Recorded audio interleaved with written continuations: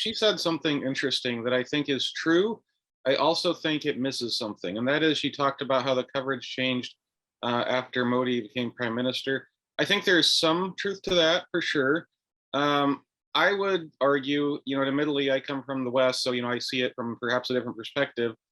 But um, I would say the real change came right around the time of Modi's reelection and the constitutional changes with regard to Kashmir. And I think that was not an accident. I mean, yes, there are some of these other elements she speaks of. I'm not denying that.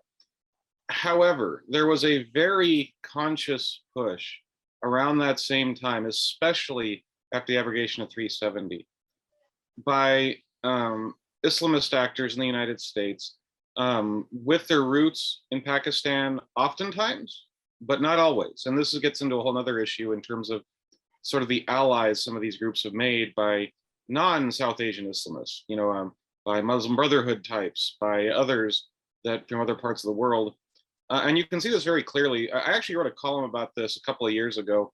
A guy who I believe is actually ethnically Indian, but an Indian Muslim named Asad Isa, writes for some Qatari outlets. And he wrote an article a couple of days after the Pulwama attack, basically blaming India for the attack and saying that, and making the comparison of basically Kashmiri jihadists and Palestinians, and basically saying, Palestinians are good and their cause is just, and the Kashmiris are good and their cause is also just. So basically, we have these 70 dead cops, and that's the fault of the colonizer, occupier, da da da da da.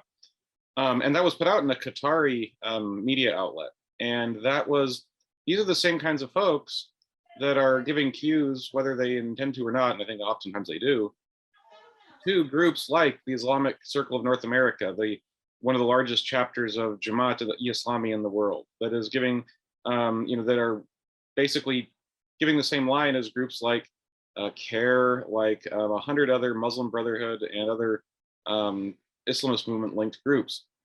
There was a very conscious effort to push these kinds of narratives by them. I mean, it's very, very clear. They weren't shy about it. They put it on their websites, they put it in articles, and they lobbied their members of Congress. There was a very interesting moment, I thought. There's a group called Stand with Kashmir that is very shadowy. They appear to be linked to Jamaati Islami activists and anti-Israeli activists, but they're not a 501c3. They don't report their money in the same way. Nobody really knows where they get their money. And they were writing stuff right after the abrogation of 370, basically just attacking India, calling any security measures a genocide, so on and so forth.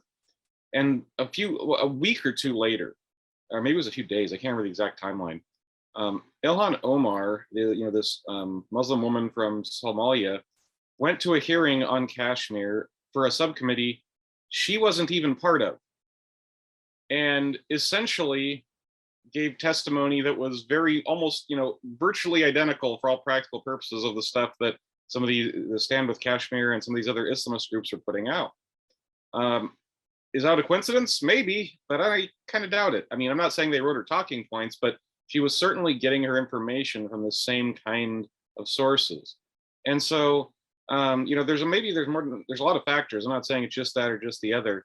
My point would be, though, that I don't think you should discount the fact that media are getting their information from these kinds of actors. They're taking some of their cues from politicians that are taking different stances.